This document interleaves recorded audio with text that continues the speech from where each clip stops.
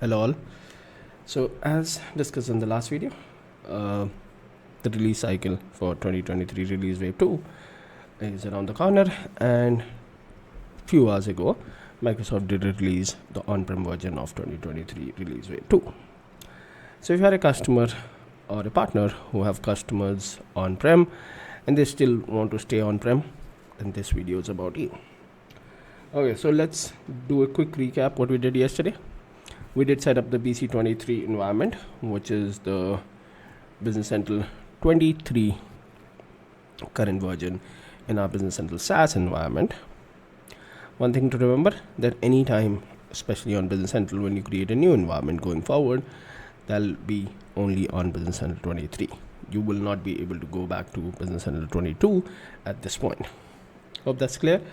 And as we talked about, the updates or upgrades on these environment will be available sooner than later, and you will be able to extend those for next 60 days. So as I was saying, let's choose a country, let's choose anyone, and if you come here you will only see the option of 23 at this moment. So this yesterday we were able to see the preview, but today it's just 23. So we'll be able to only create 23, but that's not the topic for today's discussion. Let's talk about what is announced today. And let me open the same browser.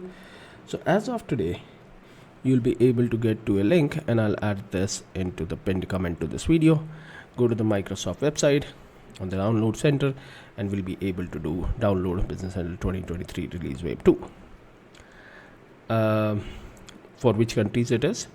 It seems it's for quite a few countries that it has been released, including W1, US, Sweden, Russia, New Zealand, and I might misspell this, but UK, France, Finland, Danish, Czech Republic, Canada, and other countries. So you can just pick which version you need. So let's say if I need a specific version, let's say US, I can just select this and download this. I'll remind everyone again, as I said yesterday, that Microsoft is going to do a launch event for this release again, and the link will again be onto the pinned comment to register for this launch event. Yes, we have talked about quite a few features, but it's always good to learn from the people who have built it. So do join the launch event and understand how Microsoft explains about all these features. So both the links to download the on-prem DVD and to join the launch event will be available in the pinned comment to this video. I did download that, and I also have extracted it on my local system. This is the US version. So let's have a quick look into it. Just also remember before you get into it that there are some known issues which will apply for the new sign up until the first hotfix rolls out. User may see a watermark on the analysis mode, but that does not impact the functionality of analysis mode. You'll be able to use it as it is. Extension synchronization can fail when field name or IDs overlap on table extensions. Now, if you remember in the preview series, we did talk about what we call that, the schema change, underlying schema change with Business Central. And if you don't know it, I'll add the link of that video into the pinned comment also. So with the Business Central 2023 release wave 2, Microsoft is making sure or have changed how the data schema is stored behind the scene in SQL Server. And the impact of that will be that instead of having multiple tables on your SQL Server, which was the history, for each table extension that you're creating, there'll be one single table extension. So now that kind of impacts how you will be able to access the data, and it'll surely impact the performance of the system.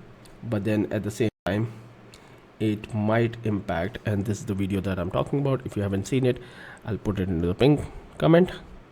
This video completely explains how the schema behind the scene is being changed. Okay, so in this video I'm comparing BC22 and BC23, and you will be able to see what happens. Now, because of this change, if partners or the developers who are working for you haven't used the prefixing of the objects and the field, then there might be an error message based on what they are doing, right? So you might have a synchronization failure if the field name or IDs are overlapping between table extensions. So just be prepared for that. If a tenant is upgraded that contain multiple table extensions for the same table, and these table extensions contain one or more fields that had overlapping names or IDs, it may prevent synchronizing the new extension to the tenant after the upgrade. The workaround is, prior to the upgrade, removed any unused extension containing table extension with overlapping IDs or the field names. And removing these unused extension can be done just by doing a sync nav app with the mode clean, and that, remember, this step will also remove the data from those table extension, and you will not be able to fix that. Customers who are on-prem, they should be able to do a change in their extension and force sync it. Customers who are on SaaS, and if their partners haven't done the due diligence of adding prefixes, they might have to tweak their extensions and write the upgrade logic to move the data between the new structure and the older structure. And if that becomes a problem, we'll talk about it. Okay, let's come to the product DVD. It has the generic structure as most of the product DVD have. I would like to focus on the application folder, which contains all the apps that are available in this version. There are quite a few which are new, and we'll be maybe talking about those as we go forward. The one enhancement is on the data search that has been extended. There seems a new one called error message with recommendation. There's one new for external events. We did talk about it in one of the previous video. If needed, we'll talk about it again. And there should be some other extensions which I don't see right now, but there should be a intercompany extension, and maybe that's part of the system application altogether. So next, what's next up? So in the next video going forward, what we'll do is we'll try to install this on-prem, and we'll see what are the problems, if there are any. So stay connected, and once the installation is over, let me know what else you will be interested from an on-prem perspective. Is it upgrade? Do we need to test out what are those complex situations that Microsoft is warning about, having the same table IDs or field IDs or field names? And we'll see what are the resolutions to solve those problems.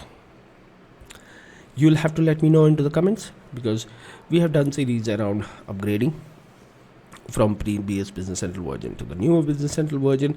But if it's still relevant, please let me know, and we'll be happy to record a video around it. Till then, have a great day, and I'll see you soon then later. And you know the drill, right? Like the video if you like it, share this to your colleagues so they are informed about what's changing, and subscribe to the channel if you haven't. Thank you, and see you again.